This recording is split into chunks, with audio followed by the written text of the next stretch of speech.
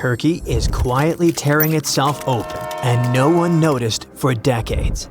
Scientists didn't just get a detail wrong, they misunderstood the entire motion of a massive chunk of Earth's crust. What they thought was sliding sideways is actually stretching apart, inch by inch, like the planet is slowly pulled in two. And once you see that rupture, you start noticing them everywhere. To understand why this shocked geologists so badly, picture Earth's crust like a cracked shell floating on something hot and squishy underneath. Those cracked pieces are tectonic plates. They move a few inches per year, which sounds tiny, but over millions of years, it reshapes continents. Turkey sits in one of the most uncomfortable places on Earth, squeezed between three huge plates: Eurasia to the north, Africa to the south, and Arabia pushing in from the southeast like an elbow in a crowded bus. For decades, scientists believe Turkey survived this squeeze by sliding sideways. This type of movement is called a strike-slip fault, which basically means two chunks of land grind past each other like hands rubbing together. Turkey has famous ones, like the North Anatolian Fault, which produces horrible earthquakes. That model felt neat and logical. Pressure comes in, land escapes sideways. Problem solved. Or so everyone thought. But geology doesn't always follow neat models made up by humans. There is a long fracture running beneath salt flats and farmland under central Turkey. It never behaved like the dangerous sideways faults, so it got less attention. Then researchers from Curtin University decided to look closer. And instead of watching earthquakes, they watched lava. Ancient lava. Lava that flowed across the fault thousands of years ago, cooled into solid rock, and later ruptured apart. There are tiny crystals called zircons inside that lava. They're basically nature's stopwatches. Zircons trap radioactive elements that decay in a predictable rate, so scientists can tell exactly when the lava cooled. When they matched lava chunks on opposite sides of the fault and measured how far they drifted apart, the team managed to reconstruct how the fault was moving over thousands of years. It turned out that the fault wasn't sliding sideways at all. It was slowly and steadily pulling apart, just a fraction of an inch per year. That's thinner than a grain of rice, but over geological time, it's massive. This type of fault is called an extensional fault, which means the crust stretches until it thins and breaks. In simple terms, Turkey isn't just being squeezed, it's being torn open. And as if that wasn't dramatic enough, the story gets worse. Other studies show that parts of Turkey's crust aren't just stretching, they're dripping downward into the mantle.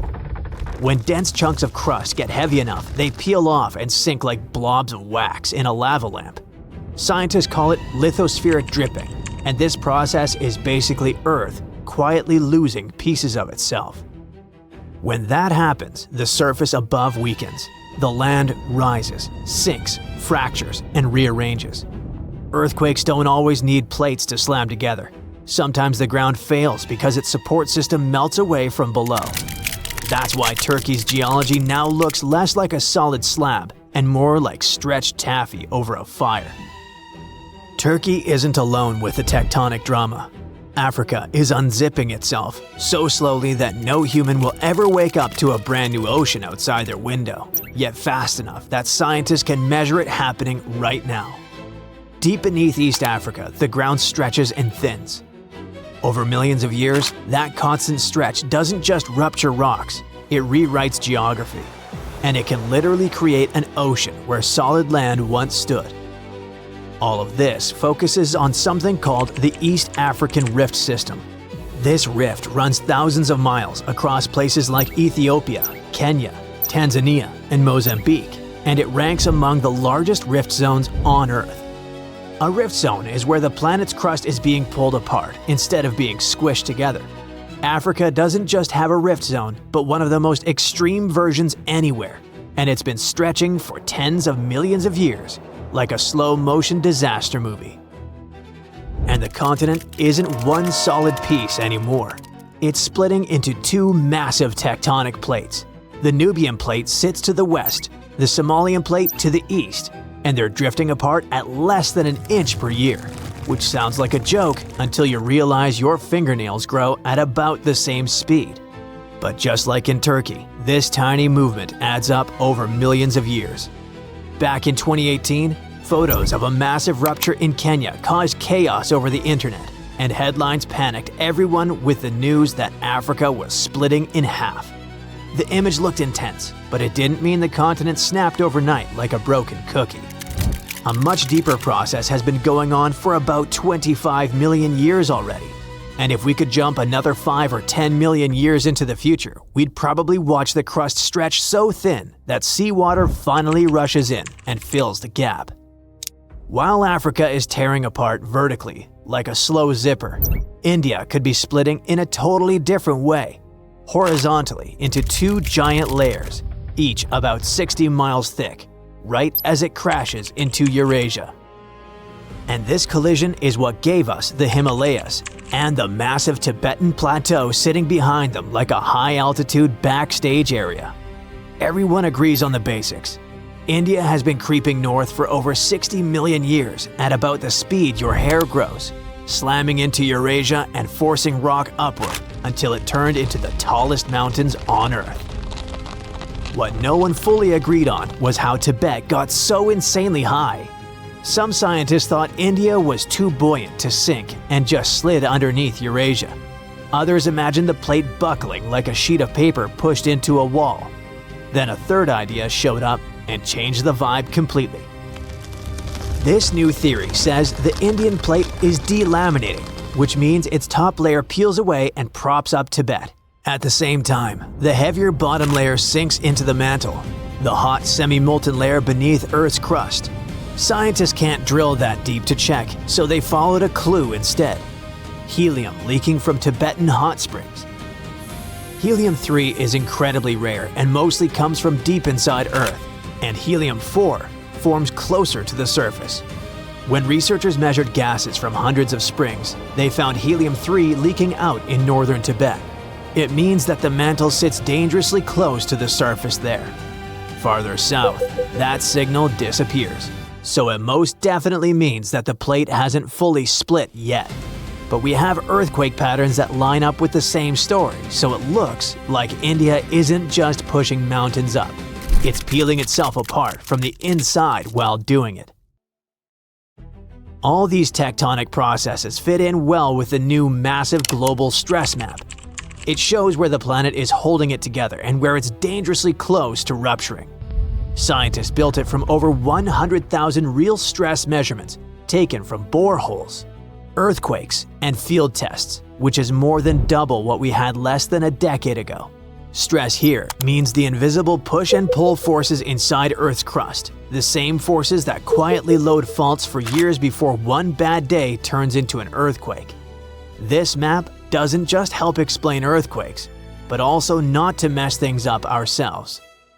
If you drill a tunnel, inject carbon underground, or build a geothermal plant without knowing which way the rocks want to snap, you're basically poking a sleeping dragon. Engineers use this stress data to decide how to angle wells and tunnels so they don't accidentally cause failures. Basically, we're finally getting a live dashboard for Earth's breaking points, and that's a big deal when you live on the surface of a restless planet. For a long time, we treated continents like rigid boards floating on soup. Now they look more like stressed muscles, flexing, tearing, healing, and tearing again. It shows that the planet under your feet isn't finished. It's still under construction. Okay, smarty pants, answer this one. Do you know what earthquake magnitudes actually feel like? Well, at magnitude 1, you wouldn't notice a thing. At 3, you might slosh your coffee if you're drinking. At 5, things can start to shake off shelves, and it definitely gets your heart racing. But at 7.5, that's when the ground itself rips, buildings sway, and whole streets can split. And now, scientists warn a fault we thought wasn't active anymore could unleash something that strong under a small sleepy town in Canada. Now, if you trace your finger across a map of northwestern Canada, you'll find Dawson City in the Yukon. It looks like a nice place to escape from civilization. After all, it only has about 1,600 residents. It's quiet, remote, and famous for its gold rush past. In the late 1890s, Dawson City ballooned into a boomtown almost overnight as prospectors chased gold. Today, the rush is long gone, but the town still looks the part. Wooden boardwalks and saloon-style facades give it the feel of a set straight out of a Western movie. Oh, and beneath all of that is a fracture in the earth itself.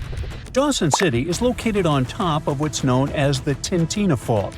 It's a massive crack in the Earth's crust that stretches for hundreds of miles toward Alaska.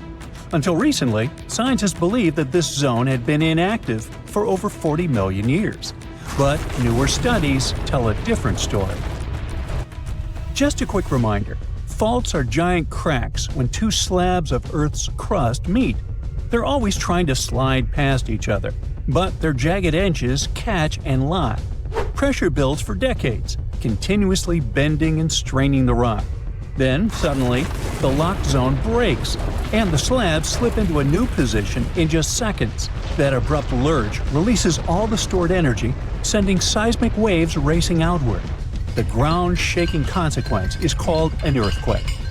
Scientists say the ground on each side of Tintina has been trying to slide past itself for ages, but it's stuck. And now, that stuck zone has built up around 20 feet of strain. That's how far the land would shift sideways if it all gave at once. That's not just a small crack. That's straight up something from a disaster movie. If all that built-up tension snaps in one go, the result could be a magnitude 7.5 earthquake. How strong is that? Well, pretty strong. So, what happens during a big quake? The shaking can last up to 30 seconds or more, which is an eternity when the walls are swaying and the floor feels like it's rolling under your feet. If you're near the fault, things can get really scary. The ground doesn't just shake, it could take a big step sideways. This can lead to some renovations. Roads might get a new zigzag pattern, and unreinforced buildings could decide to do the twist. And if it happens in a Canadian winter, let's just say it could turn a simple power outage into a survival horror adventure. Being on soft soil is like sitting on wobbly jelly. It amplifies the shaking.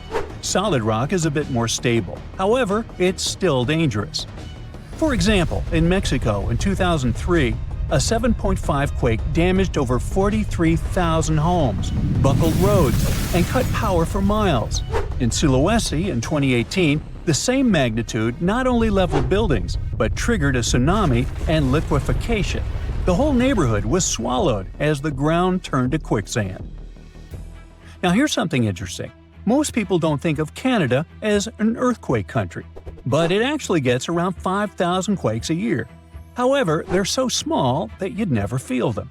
The real hot spot is the West Coast, near British Columbia. That's where you hear people whisper about the infamous Big One.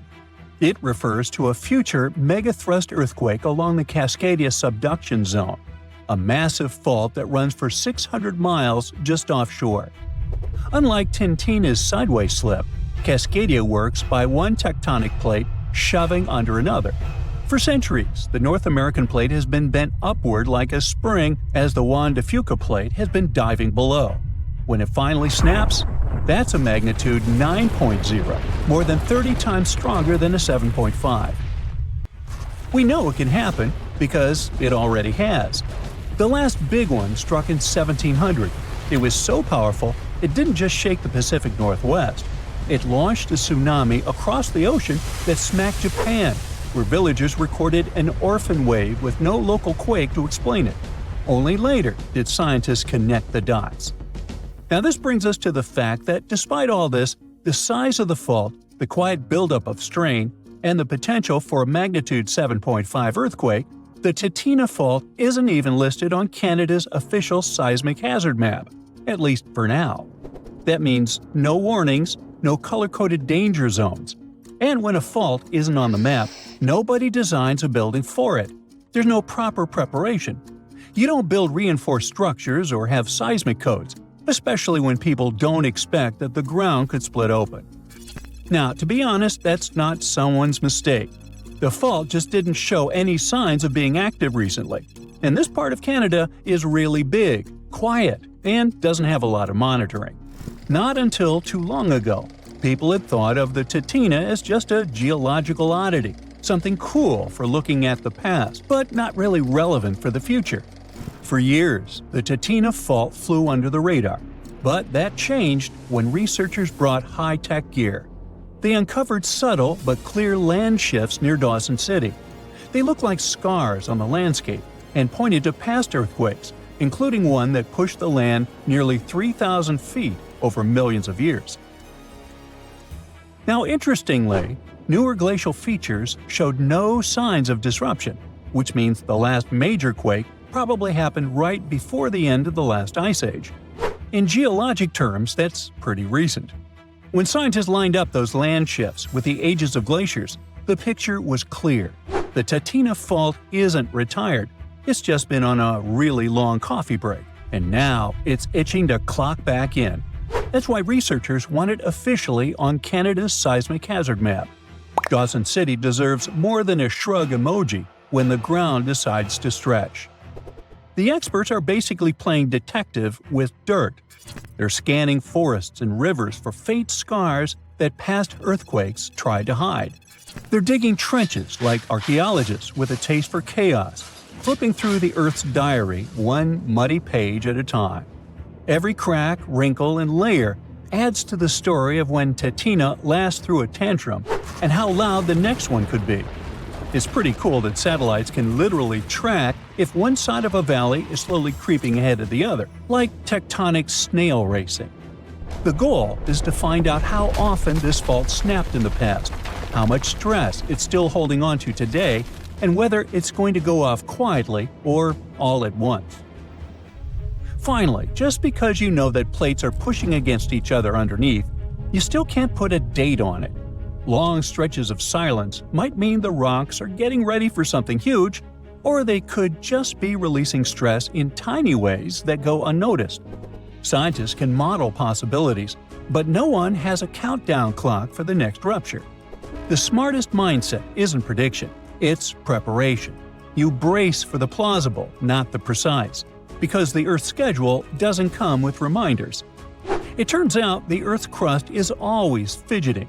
It's just that our maps are a little behind on the gossip. A fault everyone thought was harmless might actually be sitting on a magnitude 7.5 size secret. But don't worry, this isn't a cue to panic. It's a cue to get smart. Better data, sturdier buildings, and a few just-in-case habits. When the ground finally decides to settle its debt, what really matters isn't whether Dawson City feels the shake. It's whether everyone's prepared enough to turn a potential disaster into just a real wild story to tell later. Hey, have you ever been in an earthquake? I have. Tell me your story in the comments. A giant crack, more than 2,000 miles long, is splitting open across Africa. Roads, houses, even schools are getting torn apart. Now, scientists think they've finally figured out what's causing it. An enormous column of scorching hot rock called superplume, rising from deep inside the Earth. And it's slowly pushing the land apart inch by inch. This isn't a small shift though. The continent is breaking in two, and the clue to what's going on could be hidden thousands of miles away in Hawaii.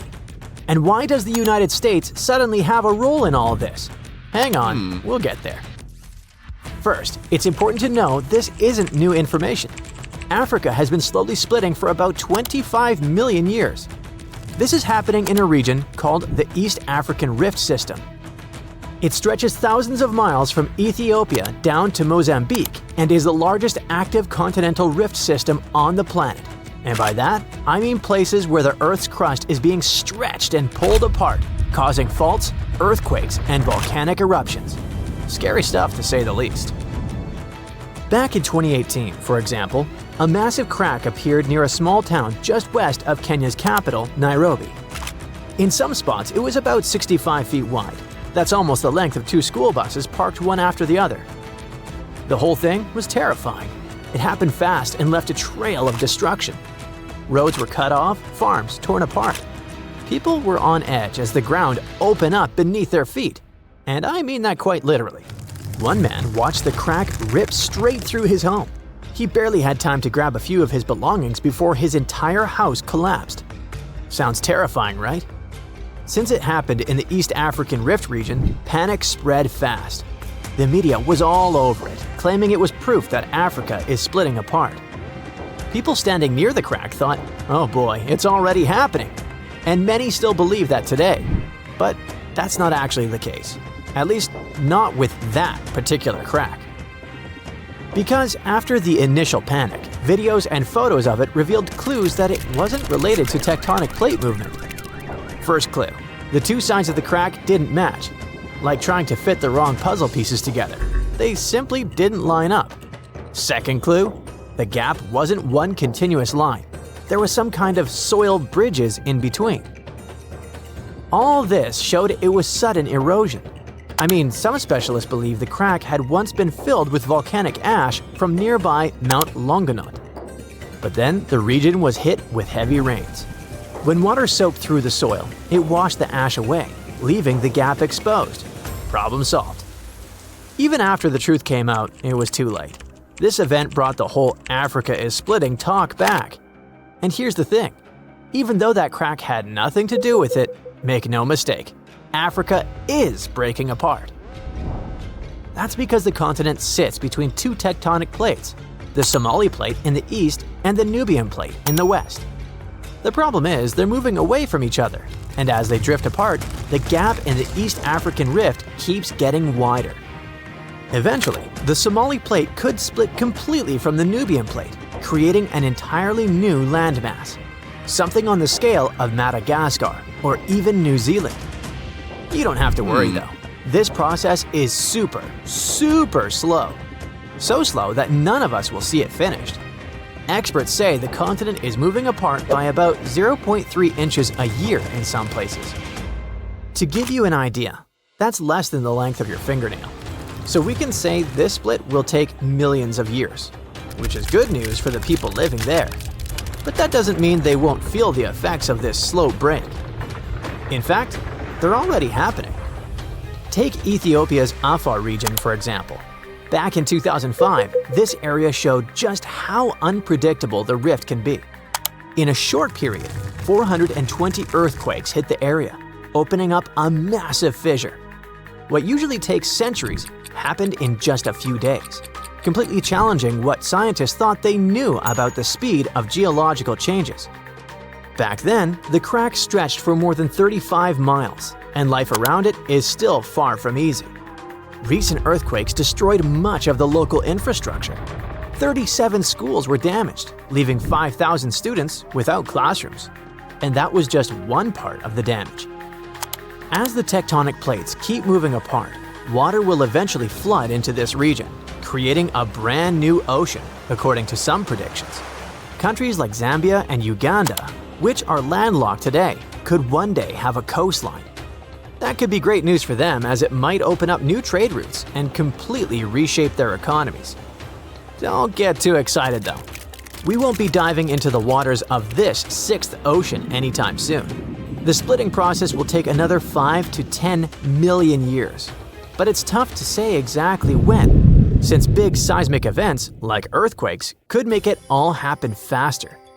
So here's what we know.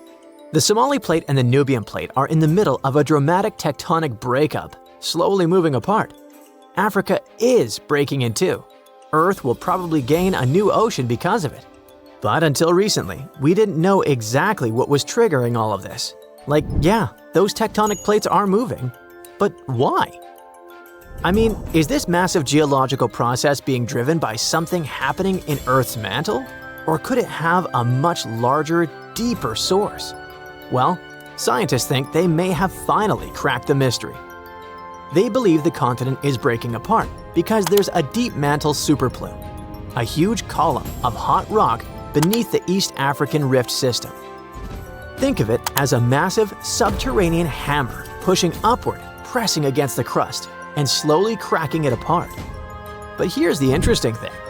Scientists reached that conclusion thanks to something that happened in a completely different part of the world, Hawaii. Under this US state, There's also a plume of super hot rock rising from deep inside the planet. It melts the crust above it, and that's what fuels Hawaii's volcanoes. As the Pacific Plate drifts over this plume, molten rock breaks through in new spots, creating volcano after volcano. Over millions of years, that's how the Hawaiian Islands were formed. This Hawaiian plume contains noble gases like helium and neon. And you know where else scientists found those same gases? That's right, beneath the East African Rift System. Bingo! That discovery backed up the theory that a superplume is driving what's happening in Africa. And we call it super because it might be massive. You see, these same gases have been found in volcanic rocks from Kenya all the way down to Malawi. So everything points to the existence of a single superplume that stretches from the Indian Ocean to the Red Sea, not a bunch of several isolated sources. If their data and research are correct, scientists estimate that this superplume beneath Africa likely starts at the core mantle boundary, which is located about 1,800 miles deep inside the Earth. While the East African Rift System's chemical signatures are similar to those found in volcanic rocks in Hawaii, they're not identical. The Hawaiian plume is thought to be a narrow, rising stream of hot mantle, a bit like the movement inside a lava lamp. Africa's plume might be shaped differently, more like a large mass of hot, buoyant material rising from deep within the Earth. As it reaches the surface, this hot material hits the colder, solid outer layer and spreads out, pushing hard enough to crack it open and trigger intense volcanic activity across the region. And if this theory is right, we're watching a slow but unstoppable force that will redraw Africa's map and change the continent forever. Experts explain Africa is splitting in two, and it will look like this. Up close, the process is even more shocking, with a massive crack stretching from Mozambique in the south to the Red Sea in the north. This gap keeps growing every year, tearing apart the land and destroying homes. Now, specialists believe the continent could split much sooner than we expect. Africa is breaking apart because of the Somali plate movement. Think of it like a dramatic breakup happening with tectonic plates. On the east side, there's the Somali plate. On the west, we have the Nubian plate. And during this breakup, the Somali plate just wants more space, so it's pulling away from the Nubian plate. This movement is forming the East African Rift, a region where tectonic plates are splitting apart, magma keeps rising from deep below, and a bunch of active volcanoes are being born. So this place is hot, with daytime temperatures that can soar to 130 degrees Fahrenheit, and at night they cool down to 95 degrees. Inside this hot zone, we have the Afar Triangle, also known as the Afar Depression. And its geology is fascinating, as the rifting process is causing valleys, faults, and deep cracks to form in this region. Take, for example, this massive 35-mile-long fissure in Ethiopia's desert. It's also so wide that a person can easily fit inside of it. But what's scary is this crack keeps getting bigger, growing about a half an inch every year. The Nubian and Somali plates moving apart could also lead to a new ocean forming in Africa. This type of process isn't something new. About 150 million years ago, when dinosaurs were still around, a similar tectonic shift created the Atlantic Ocean. The continents were once all clustered together, but when a rift formed in what was Pangaea, it started pulling them apart, splitting the east and west hemispheres. So, a similar thing is happening with this gap in Africa. At some point, experts say the waters of the Indian Ocean might flood the East African Rift Valley, eventually creating a sixth ocean. Now, it's a pity you won't be able to swim in its waters during your lifetime, though.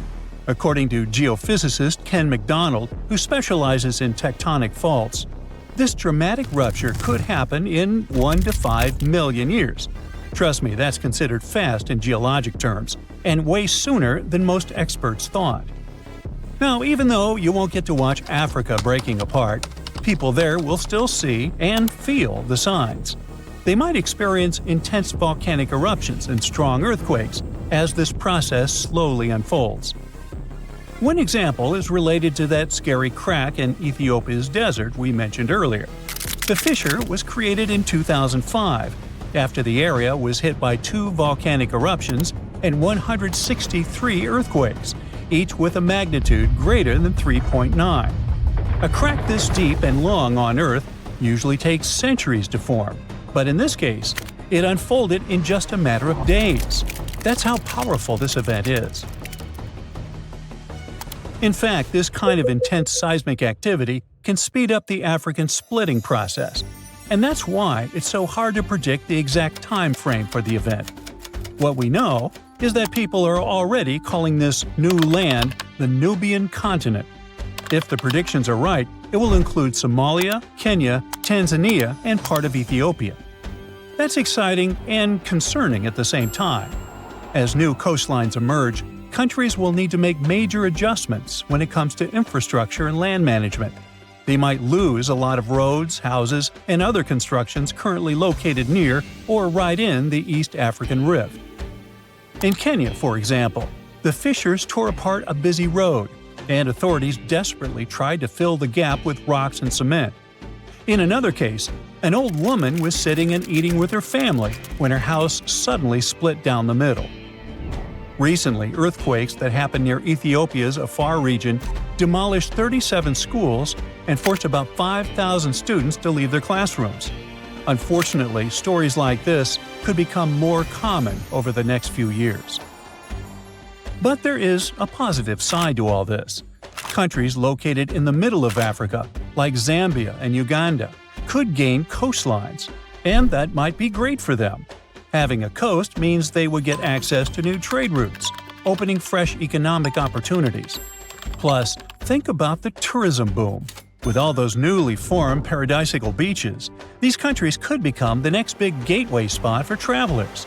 The local ecosystem in this newly created ocean will change as well, and new marine species may emerge. So let's look. This is the path where the rift is most advanced right now. I mean, we expect this is where Africa will eventually get separated. But things could get a little more complicated. Some time ago, Michael Daly, a geologist at the University of Oxford, suggested that this rift could extend further west. And some new evidence backs up his theory, pointing out that the crack could extend south through Botswana's heartland into South Africa, and west through Namibia, all the way to the Atlantic Ocean. If these fractures widened into deep cracks, the ocean might come in and fill the gaps. Experts say Africa could split so much that it becomes an archipelago. But then again, we won't see that happening.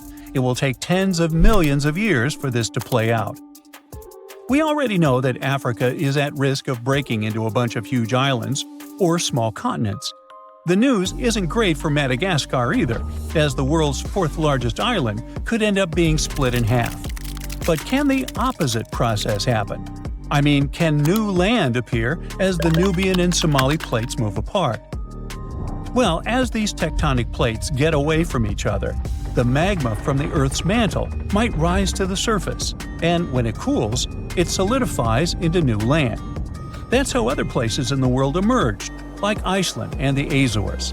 So, yeah, the same process could happen in the East African Rift, and over the long term, it is possible that the rift could create new islands. For now, all we can say is that the geology of the Afar Depression is unique. It is the most active rift system on our planet. And when I say rift system, I mean a zone where tectonic plates are pulling apart. This region brings together all kinds of events, from faults in the Earth's crust to volcanic zones to the potential formation of a 6th ocean. For experts, it's like studying the evolution of rifts up close. And since it is such an active volcanic area, it also has enormous potential for tapping into geothermal energy, that is, using heat from inside the Earth to generate electricity. 2 geothermal power plants are already producing energy in Ethiopia, one in the Ethiopian Rift Valley and the other in the Afar. Now, geologists are exploring new potential spots. When we look at that deep crack in the ground, we know it's caused by tectonic plate movement. There's no mystery there. But what we still don't fully understand is why the cracks happen exactly where they do. For example, a crack that opened up in Botswana appeared after a magnitude 6.5 earthquake back in 2017. But the epicenter wasn't in the rift zone, where the plates are moving like we would expect. Instead, it was farther south. Since it's unusual for a rift to happen without volcanic activity, this fact really challenges our traditional ideas of how continents divide. Figuring out why these cracks appear in specific spots is still a missing piece of the puzzle for experts trying to explain how Africa is splitting. Hopefully, we get some answers before the continent turns into a massive archipelago. Imagine standing in a quiet northern town, surrounded by mountains and forests, when the ground beneath your feet suddenly shifts with the force of a freight train. That's not a movie scene. It's a very real possibility for the people living in Dawson City, Canada. Hidden beneath the tranquil Yukon landscape lies a geological giant, the Tintina Fault. For more than 12,000 years, it has been silent. But new research suggests it might be ready to wake up in a spectacular and dangerous way. Stretching over 1,000 kilometers from the Yukon into Alaska, the Tintina Fault is like a massive crack in Earth's crust, a boundary where colossal slabs of rock slowly grind past each other. On the surface, it looks harmless, just rugged terrain, rivers, and forests. But deep underground, strain is quietly building, like a spring being wound tighter and tighter. Theron Findlay, a geologist from the University of Victoria, and his team decided to take a closer look at a section of this fault near Dawson City. This wasn't just a casual inspection. They used cutting-edge tools like high-resolution satellite images, aerial surveys, and Lidar, a laser-based scanning method that can reveal subtle changes in the ground's shape. What they found was unsettling. In one location, the ground was visibly displaced by an astonishing 1,000 meters, evidence of a long series of powerful earthquakes millions of years ago. In another area, they spotted a smaller but still significant offset of about 75 meters, likely caused by more recent quakes, roughly 132,000 years ago. Since then, nothing major. At least, nothing visible. And that's exactly the problem. When a fault line hasn't released energy for thousands of years, it doesn't mean it's safe. Quite the opposite. It could mean that massive pressure has been silently accumulating. Based on their calculations, the Tintina Fault has been moving at a slow creep of up to 0.8 millimeters per year. Over 12,000 years, that adds up to a staggering 6 meters of potential movement waiting to be unleashed. If that strain were to suddenly break free, the resulting earthquake could be bigger than magnitude 7.5. For context, that's in the same league as some of the most destructive quakes in history, like the 1976 Tangshan earthquake in China, or the 2010 Haiti disaster. While the Yukon isn't densely populated, the impact could still be devastating, damaging highways, collapsed buildings, landslides cutting off communities, and potentially loss of life. The scientists can't say when it will happen. Earthquakes don't work on a schedule, and predicting the exact moment of rupture is one of geology's greatest challenges. What they do know is that the Tintina Fault is in what's called a late stage of its seismic cycle, a point where the risk of a major quake is higher. For the people of Dawson City and surrounding areas, this means living with a quiet but ever-present threat. Emergency planners might advise residents to have evacuation routes, survival kits, and backup communication plans. But in the end, this is a reminder of a simple truth. Earth is never truly still. Even in the most peaceful landscapes, immense forces are always at work, reshaping the planet in ways we can't always see, until the day they reveal themselves with a violent jolt. Yet, the story of the Tintina Fault is more than a warning.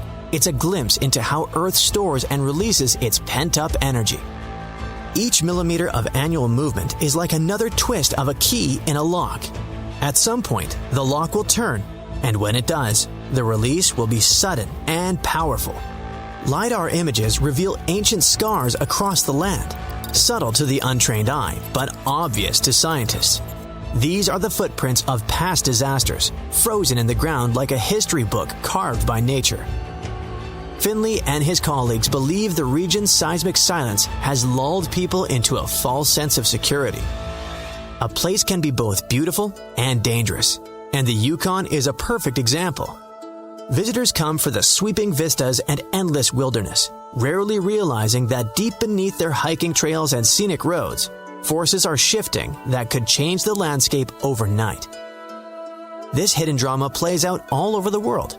Fault lines in California, Turkey, Japan, and beyond all share one trait. They eventually break.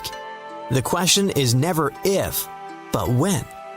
The Tintina Fault just happens to be one of the quieter players, which in geological terms can be far more ominous than the noisy ones. And so, the clock ticks, silently, in the frozen north, counting down to a moment no one can see coming. Do you know that our planet has scars? One of them is located in North America. This scar can tell us many cool things about the history of Earth, but the most interesting thing is that it could change the appearance of our continents and break our world. But for some reason, this scar hasn't done it yet. And that's not even the most interesting part. The coolest thing about this scar is that it might hold a giant source of clean, cheap energy. So let's go to Kansas to find out what it is.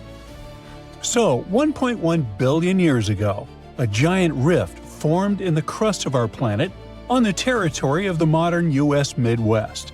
It's called Broken Heart. This giant crevice is filled with solidified magma, and from afar, it looks like a real scar. But how did it show up? Broken Heart was an ancient rift valley, a huge geological fault forming elongated hollows in the Earth's crust. It occurred because tectonic plates had moved apart. It's like the details of a jigsaw puzzle that suddenly started to separate.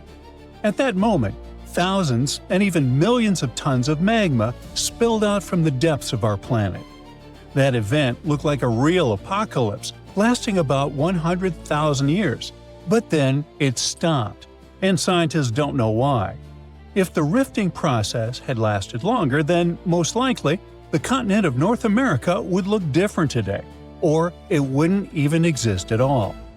Right now, this fault looks like a giant horseshoe that stretches from Kansas north to Lake Superior and south to Michigan. But some studies indicate that the fault may be larger and extend even further south, and the width of the fault might equal the width of the Red Sea. After the rifting stopped, the entire valley got covered with hills and trees. The fault itself is covered with a thick layer of sedimentary rocks, so it's quite difficult to track. The most noticeable parts of the rift are in the Lake Superior area. Now everything looks calm and beautiful, but in the past, there were fountains and rivers of lava, earthquakes, a boiling pot on a planetary scale. All that remains of it are deposits of basalt, a dark, dense rock that forms from cooled lava. There was so much basalt that its weight pushed the valley deeper and deeper into the Earth's crust. Even when the eruptions and rifting stopped, the valley continued to sink because of the huge mass of the sediment. Then, massive sections of the Earth's crust on both sides of the valley began to contract, and the pieces of the puzzle slowly started to come together. This led to a large-scale ejection of volcanic material upward, and along with basalt, deposits of copper rock appeared in the valley. People mined this copper for about 8,000 years until the end of the 20th century. The copper mines were eventually shut down, but now it seems the industry is making a comeback. However, Broken Heart is not interesting to people just because of its copper reserves. It holds something more valuable and useful for our civilization. Scientists believe that this valley hides massive reserves of hydrogen, and this substance can help us switch to a cleaner, cheaper, and more efficient energy source. If hydrogen fuel becomes widely available, everyone will switch to it, leaving behind the costly, noisy, and polluting process of oil production. Now, I'll bet hydrogen is a remarkably familiar word to you. It doesn't sound like the discovery of the century, and people have been using it for a long time. On one hand, you're right, but not quite. 90% of the hydrogen produced by humans is used as a raw material for the chemical industry. Hydrogen is used to produce ammonia for fertilizers, methanol for fuel and solvents, and to purify crude oil. Manufacturers of glass, cement, steel, and other metals are considering using hydrogen at their factories for more efficient production. Hydrogen can become an alternative to fossil fuels, that is, oil and gasoline produced from them. Cars, ships, trains, airplanes, and power plants, all of these may switch to hydrogen soon. In this case, production can become cheaper and better for nature, but this will work only if we find open sources of hydrogen. You see, about 95% of the hydrogen we use is produced from fossil fuels. We gasify coal, oxidize hydrocarbons, and extract hydrogen from methane. All of these production methods require energy. But the worst part is that they lead to large emissions of carbon dioxide into the atmosphere. But what if we find sources of pure hydrogen that don't require processing? Then we'll save energy for its production and make the planet cleaner. But where can we find such sources? Scientists say that there are many of them all over the planet, and one of the largest is located in the Rift Valley in the U.S. Midwest. But what's the problem with going and mining it? Well, it's not that simple. To extract pure hydrogen, you need 3 conditions. The first is the source of hydrogen itself, which is quite logical. The second is reservoir rocks, that is, natural containers where this hydrogen is stored. And the third is natural seals, which prevent the gas from escaping. In other words, these seals work like a cap on a bottle. They don't allow the substance to escape. So in general, it's necessary to find where hydrogen is released, where it accumulates, and where it's stored. When these conditions are met, natural resource extraction companies can start working. But how does hydrogen appear altogether? Well, let's go over the basics of chemistry. Hydrogen and oxygen compounds form water. This means you need to split the water into hydrogen and oxygen. This process often occurs in nature. There are many places all over the planet where this happens. Scientists are confident that at least 30 U.S. states have hydrogen reservoirs. And if people detect them, we will accelerate the energy transition to safer and more efficient fuels. Thousands of cars drive around using gasoline. Many of you know the smell of exhaust fumes, that thick polluted air that's hard to breathe. What about electric cars? They must be improving the situation, right? Well, here's another problem. Producing batteries for these vehicles harms nature. The materials used to make batteries are lithium, cobalt, and nickel. Their extraction involves a large release of toxic materials, not only into the air but also into the water. Transporting these batteries also creates a large carbon footprint. Producing a single electric car emits about 4 tons of carbon dioxide. To make up for that, the owner needs to drive it for at least 8 years. That's how long it takes to offset the emissions a regular car would produce. What about reliability and convenience? What will you do if the battery runs out during the trip and there are no charging stations nearby? This problem will be solved in the future with the growing popularity of electric cars. Now, scientists believe that over the past billion years, the Earth's crust has split enough water into hydrogen and oxygen. Our planet keeps this gas in the ground, waiting for us to start using it. According to calculations, even considering all the technologies and production capacities of our civilization, the reserves of hydrogen in the bowels of the planet are enough to supply us with energy for 170,000 years. That's why the giant rift in Kansas attracts scientists from all over the world. Huge quantities of basalt and other rocks can react with water to release hydrogen. And now scientists are looking for places where this material accumulates and is stored. Something is about to reshape the entire future of the West Coast. The coastline, the infrastructure, the whole map. Scientists fear there is not one but 2 big earthquakes coming, one caused by another. This wasn't even on the radar for most people, but new research is changing everything. For decades, everyone treated the San Andreas Fault and the Cascadia subduction zone like two separate monsters that just happened to live in the same neighborhood. They were powerful, yes, but independent.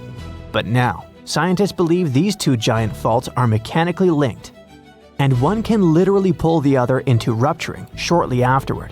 Cascadia moves, San Andreas moves. San Andreas tears, Cascadia tears. And the potential consequences of that are honestly haunting. Scientists found evidence that it happened at least 10 times in the last 3,100 years.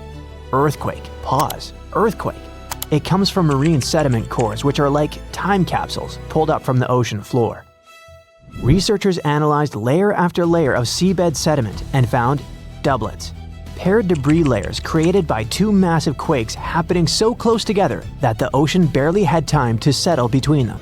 That discovery takes us to the Mendocino Triple Junction, the geological troublemaker of the West Coast. It's the place where three tectonic plates crash and grind into each other like badly aligned gears. It's also the zone where the San Andreas meets Cascadia, which makes it the perfect place for these double quakes to form. The stress changes caused by a rupture in one fault travel straight through this junction and destabilize the other. It's benign when it happens to a bookshelf. When you move one book, three others shift. But when you think about it like a coastline with millions of people, entire cities, major infrastructure, it instantly feels terrifying. To many people who live on the West Coast, the San Andreas kind of feels like a California's problem, and Cascadia like an Oregon and Washington's problem. But when you understand that these two faults can essentially fire at each other, it stops being a local issue and becomes a continental one. A Cascadia megaquake alone can hit magnitude 9.0 plus, rip open 600 to 700 miles of seafloor, and send a tsunami roaring toward the Pacific coast. And it could just be the first quake, and then, maybe minutes later, the San Andreas snaps in Northern California. The shaking could ripple down the state like a zipper tearing open a jacket, and if it goes the other direction, it could be just as bad. If the San Andreas ruptures first, the intense stress redistribution can destabilize the Cascadia subduction zone. You could get the California quake first with buildings rocking, highways breaking, and power stations failing.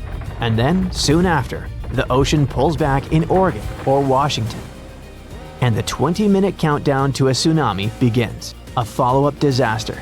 It's the kind of chain reaction you don't want even in a video game, let alone real life. This discovery also tells us something eerie about the earthquake in 1700, the one that sent a tsunami across the Pacific so huge that it struck Japan with no warning. Japanese fishermen called that wave the orphan tsunami because it arrived without any felt shaking. Only centuries later, scientists figured out that it came from the Pacific Northwest. But until recently, no one knew that the San Andreas might have felt that event too, and it possibly slipped or destabilized because of it. So, the whole West Coast may have moved together. And we've come to the scariest part. All this isn't about if, it's strictly about when. The faults have a rhythm, a pace, and a geological heartbeat. We've seen how they behave across thousands of years. We know what they did, and now we know they sometimes do it in sequence. The real fear isn't the first quake. California already expects a big one. The real fear is the second quake, the one that comes before you've checked on your family, before emergency responders regroup, before the power comes back, and before the dust settles. Even if you don't live on the West Coast, this matters for you too. The ports in California, Oregon, and Washington handle a massive chunk of America's imports. Knock them offline, and it's not just the coastline that feels it. The ripple hits the entire country, and potentially the world. Grocery prices spike, supply chains freeze, gas availability dips, shipping timelines go nuts. The world is much more connected than any of us thought, and a geological double punch on the Pacific coast wouldn't stay a local disaster. It would spread, thread by thread, into everyone's life. So, those in power must prepare not for one giant rupture, but for two. Emergency plans, evacuation routes, response times, and power grid designs all of it needs updating. Because nature has now shown us what even a single major rupture can do to a modern economy. It happened in Japan in 1995, on January 17th at 5:46 in the morning. The quake hit right by the northern tip of Awaji Island, only 12 miles from Kobe, a huge, busy city with about 1.4 million people back then, and another 2.6 million in Osaka nearby. The rupture ripped along the Tintina Fault for about 25 miles. That doesn't sound like much until you realize entire buildings can't survive that kind of sideways shove. More than 5,000 people lost their lives. 43,000 were injured. Nearly 400,000 buildings were irreparably damaged. This disaster hit one of Japan's largest industrial zones. And when you mess with a place like that, the shock doesn't stop at the shoreline. The damage was $200 billion US in losses, from smashed buildings and infrastructure and many businesses shutting down. Kobe's port just collapsed. Only 30% of the Osaka-Kobe railway lines worked. Part of National Route 28 literally vanished into the ground. Schools, hospitals, and municipal buildings, 85% of them took damage or were unusable. Fires broke out across Kobe, almost 300 separate incidents, burning the equivalent of 70 US city blocks and taking another 600 to 700 lives. Almost 100,000 people permanently left the region, 2.5% of the whole population gone in less than a year. And here's a detail that stuck with me. So many bridges failed that engineers suddenly had to confront how poorly older designs handled lateral shaking. Houses with heavy tiled roofs, built to fight typhoons, crumbled because all that weight sat too high. But the newer homes made after the 1981 building code revision stood. And that's when Japan realized that modern seismic standards were crucial to follow. Japan threw $58 billion US into restoring the region. Power came back in days. Roads and rail returned in 5 to 8 months. The main expressway took 21 months. The port was fully rebuilt in just over 2 years. And by then, all debris was cleared. Within 15 months, manufacturing jumped back to 98% of its old level. Stores reopened. By 1999, Kobe's economy reached roughly 75 to 90% of pre-quake levels. Japan overhauled its disaster management system entirely. They set up the Central Disaster Management Council and rewrote building codes. They upgraded everything from emergency drills to fire-resistant city layouts, and they launched the Earthquake Early Warning System that now gives Japan those precious few seconds before shaking hits. The same system that saved countless lives since 2007. But despite all this improvement, the Kansai region still sits on dangerous ground. The Roku-Awaji-shima fault system, the same one that snapped in 1995, still runs under them. The 2018 Northern Osaka quake and the 2024 Noto Peninsula quake reminded everyone that this threat didn't disappear. It just waits its turn. A future large event on that system could hit even harder simply because the region has grown more complex, more interconnected, and more economically loaded. So Kobe wasn't even a triggered double fault rupture, but it still broke a major industrial hub, reshaped a national economy, and permanently changed global shipping routes. That's why when scientists started talking about two joint faults firing off back-to-back in Cascadia and San Andreas, you don't even have to imagine the consequences. We already got a preview in 1995. When we think of active volcanoes, one region comes to mind: the Ring of Fire in the Pacific Ocean. 3/4 of Earth's volcanoes sit within this belt. Compare the area to Australia, which doesn't have any volcanic activity. The old continent of Europe is also calm, or at least we like to think so. Can you guess what the most active volcano in Europe is? If you thought of Mount Etna on the island of Sicily in Italy, you were right. The volcano has erupted about 200 times and has been far from sleeping in recent decades. The last time this happened was in August 2023. The highest mountain in the Mediterranean is 500 million years old. But in Iceland, there is a much younger volcano. It sprang into action on the 10th of July 2023. In the afternoon, 3 fissures appeared in the ground on a peninsula in the southwest of the island. This was at a base of a small mountain peak. Its name means Little Ram in the local language. The volcano spewed molten lava high into the air. There were also gas plumes in the area. But the scientific community wasn't surprised by the event. They already knew about the volcanic area that stretches between the cities of Reykjavik and Keflavik. Its name is hard to pronounce. Hey, I want to buy a vowel. It had already erupted during the previous 2 summers. This activity came after 8 centuries of dormancy. In the days leading up to the latest eruption, seismologists, the scientists who study earthquakes, recorded over 12,000 tremors. When the ground opened up in July, the fissures were over 1.5 miles long. The following morning, 2 of them closed. All the lava was now coming out of the last fissure. It grew into an elongated cone, the simplest shape of volcano we are all familiar with. The lava soon filled a large crater. It grew almost 100 feet tall during the first week, and it is still growing. On the night when the eruption started, lava spread out in all directions. Its cinders set ablaze the dry moss in the vicinity. Local authorities closed off the surrounding area. There were toxic gases from the volcanoes and smoke from the burning moss. Firefighters flocked to the area. After a week, they proclaimed the area safe. Visitors soon came to witness the birth of Europe's youngest volcano. This form of tourism is quite developed in Iceland. People come from all over the world to watch active volcanoes. The land of fire and ice is home to more than 130 volcanoes. Some 30 of them are active.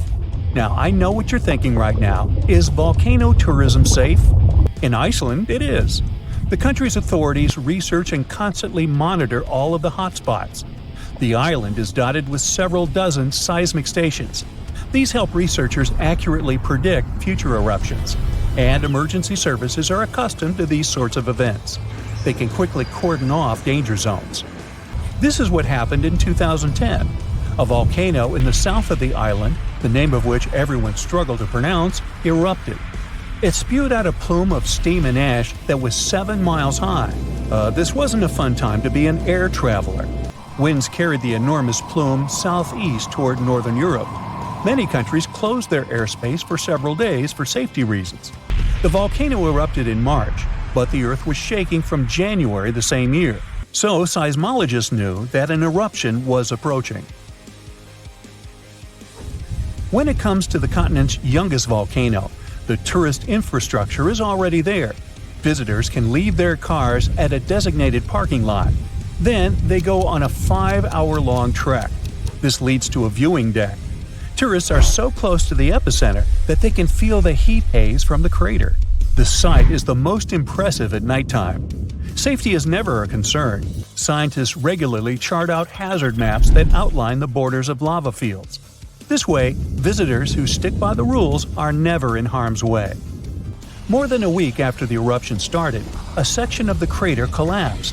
Lava flowed downhill west of the volcano. This majestic smoldering hot river is slow-moving lava. Scientists categorize it as an AA type. The term is Hawaiian. It describes basaltic lava that has a rough and brittle surface. The flow is composed of broken lava blocks that are called clinkers. They fall off as the substance flows. This reveals red-hot areas. The cooler sections of lava are gray and black in color. When it moves forward, it produces a distinctive sound like shattering glass. Nearly a month after the eruption of the new volcano, we got aerial footage of an interesting phenomenon. A tornado formed directly over the lava flow. This occurs due to the high temperatures in the area. When the conditions are right, a column of heated air can easily turn into a mini tornado. Scientists observed a similar event happen during the 2018 eruption of Mount Kilauea in Hawaii. The lava fields of Europe's second-largest island tell the story of the creation of Iceland. It sits above the place where the North American and Eurasian plates meet each other. Tectonic plates are huge rocky chunks of Earth's most outer layer. There are roughly 20 of them. They rest on a partially molten layer of rock. All the lava we see on the surface starts its journey here. You could say that these plates float on molten rock. Their boundaries are unstable, so when two plates grind past each other, they release tremendous amounts of energy. The formation of volcanoes is one result. These are places where the molten rock travels upward to the surface. Iceland began to form some 60 million years ago. The tectonic plates under the ocean drifted apart. Enough lava piled up on the surface to create solid ground. This ancient rock is under the waves today. As new lava reaches the surface and cools down, it pushes the old rock away from the center of the island. That's why the oldest parts of Iceland aren't 60, but only 16 million years old. The country's active lava fields are young in geological terms. Some of them are under 1,000 years old. Scientists consider the island a hot spot for volcanoes, pun intended. Nearly a third of the basaltic lava that reaches the Earth's surface in recorded history came from Icelandic eruptions. Fissure swarms, like the ones before the 2023 eruption, cover 30% of the Nordic country. For this reason, only a quarter of the island is inhabited. Norse Vikings were the first people to settle in Iceland at the beginning of the 10th century. Nature threw them a loud welcoming party. Just a few years after their arrival, they witnessed one of the greatest volcanic eruptions in history. Vikings came from a region without volcanoes, so they had no clue as to what was going on. Today, Icelanders are used to such events. This is good because their homeland is entering a new era of volcanic activity. Volcanologists suspect that recent events are an introduction to decades of more frequent eruptions. The peninsula that is home to Earth's youngest volcano is just 17 miles southwest of Iceland's capital city. It's been dormant for a long time. Present-day eruptions there are a reminder that the natural processes that created Iceland are still ongoing. Recently, scientists discovered that there's a historical link between volcanic eruptions in the north of Europe and glaciers. Our planet went through at least 5 major ice ages. These were exceptionally lengthy periods when the average temperature on Earth dropped. The result was the expansion of ice sheets across northern Europe and North America. The last ice age ended some 10,000 years ago. Researchers are still trying to fully understand how these glacial periods affected volcanic activity. They suspect that the sheer weight of all that ice disrupts the flow of magma underground. When glaciers retreat, the pressure is lifted. This makes it easier for lava to flow upward to the surface where it bursts.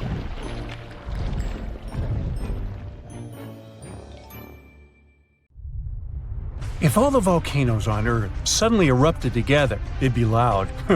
We'd also have around 1,500 of these formations bursting at once. Now normally it's just 10 to 20 volcanoes that are active each day.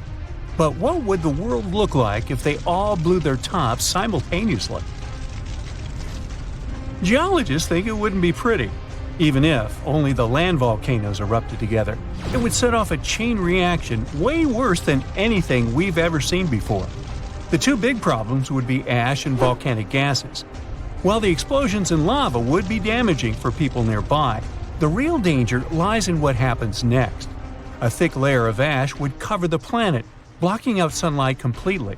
No sunlight means no photosynthesis, which means crops would fade away and temperatures would drop considerably.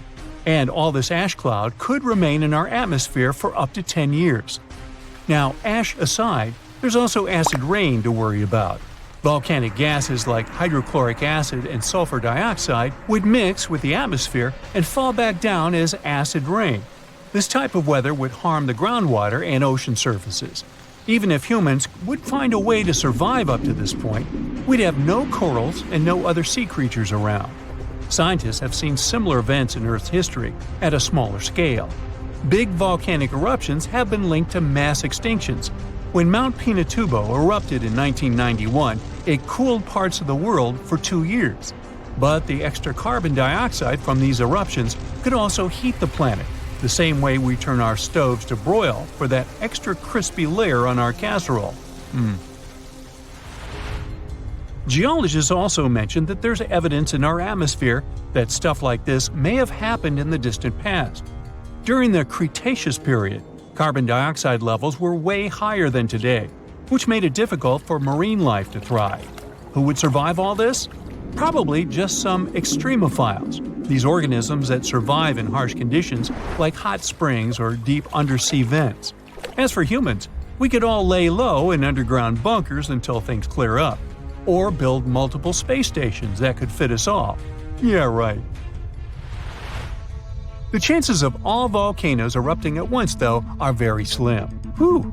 That's because there isn't one giant source supplying all the volcanoes on Earth. Each one of these openings has its own deposit of magma, except for a few cases where they indeed share the supply. For example, in 1912, Nova Rupture in Alaska erupted alongside another volcano sharing magma. Scientists have also found evidence of magma hiding under volcanic areas, like under the Taupo volcanic zone in New Zealand. This magma can spread out horizontally for long distances, but is still just a local feature. Even if we consider all the magma under Taupo as one system, it's not connected to other volcanic areas like Indonesia or the Philippines. Because the great majority are isolated, volcanoes can't sync up to erupt at once. The magma comes from different processes like mantle decompression or adding water to the mantle through subduction. There's no way to make all these different volcanoes erupt together because of how tectonics work. Now, that doesn't mean we won't see interesting volcano activity in the future. Take an underwater area near British Columbia, where recently about 200 small earthquakes per hour have been noted. Deep beneath the Pacific Ocean floor, off the coast of Vancouver Island, magma is set to erupt, heating the water so much that it'll bubble like soda. However, this event will likely go unnoticed by anyone other than scientists. The anticipated eruption will most likely happen around 3 miles below the ocean surface. Scientists explain that the earthquakes range from negative to 4.1 magnitude, meaning only those nearby would feel any tremors. This unusual activity gives us a rare opportunity to study how the Earth's crust forms. The magma beneath the ocean floor is estimated to be almost 1,500 degrees Fahrenheit, but will cool rapidly upon eruption and contact with water. This runny rock will solidify upon contact with the seafloor, turning black quickly. This event will be useful for biologists too, who will have the opportunity to study the marine animal's response to any changes, like run! Antarctica, often seen as a vast icy continent, also holds a volcanic surprise beneath its frozen surface. Researchers have identified over 130 under the western ice sheet alone, making it the largest volcanic region on Earth. Most of these volcanoes, about 90, were only recently discovered in 2017. But could any of these Antarctic volcanoes actually erupt? Well, it depends on which volcano we're talking about. While these formations are relatively young in geologic terms, it's hard for scientists to tell if they're still active or not. There are only 2 confirmed active volcanoes in Antarctica, Deception Island and Mount Erebus. The latter, standing tall as the highest peak on the continent, has been continuously erupting since at least 1972. It's known for emitting gas and steam, and sometimes even throwing out rocks in what are called strombolian eruptions. One of its most notable features is a persistent lava lake in its crater, a rare phenomenon due to specific conditions needed to keep the surface molten. For instance, it's fueled by a steady supply of magma from deep within the Earth's mantle. This continuous inflow of molten rock provides the material for the lava lake to exist. It also features low ambient temperatures. Despite its location in Antarctica, Erebus has relatively mild temperatures in its summit region because of the heat generated by the volcanic activity. This allows the lava lake to remain liquid rather than freezing over. Deception Island, another active volcano, last erupted in the 70s. While it's currently not showing signs of imminent eruption, it's being monitored closely for any concerning activity. Apart from these 2 being confirmed to be active, Antarctica is dotted with fumaroles, openings in the Earth's crust that release gases and vapors. Sometimes these fumaroles can create icy towers reaching heights of 10 feet. What we should focus on is maybe supervolcanoes. They're this type that has the potential to produce the most massive and destructive eruptions. Unlike the typical one, which has a single vent, Supervolcanoes have a vast magma chamber beneath the surface, spanning tens or even hundreds of miles in diameter. Their eruptions can have catastrophic effects on the surrounding area and even impact global climate patterns because of the amounts of ash and gases they spill out into the atmosphere. One famous supervolcano is the Yellowstone one, which some say is gearing up for another eruption. It has the capacity to unleash a colossal eruption, spewing over 240 cubic miles of material. As much as we'd like to predict its behavior, volcanoes don't stick to a calendar. On the contrary, eruptions simply happen when there's enough magma beneath the surface. There also needs to be enough pressure for the magma to travel upwards. As far as we can measure, these conditions are not currently met at Yellowstone. Sure, many volcanoes operate on a cyclical pattern, but that doesn't mean Yellowstone is overdue. In fact, Yellowstone has had just 3 major eruptions over the past 2.1 million years. Also, the term supervolcano refers to the formation's size, not necessarily how fussy it is. Yellowstone's monitoring is extensive, tracking seismicity, ground deformation, thermal emissions, gas, water chemistry, and surface changes. Signs of an eruption would include thousands of earthquakes over a short period. We'd also see deformation on the ground and weird gas emissions ahead of time. Stable, as it might look like for now, the consequences of it having a major eruption could look ugly. Ash dispersion could blanket a 500-mile radius, potentially disrupting Midwest agriculture and clogging waterways. Ash and gas emissions into the stratosphere could induce global climatic effects, making our planet colder for several years. And yes, we've seen some research that it shows there's more liquid molten rock under the Yellowstone volcano than scientists believe. But that doesn't translate to imminent danger.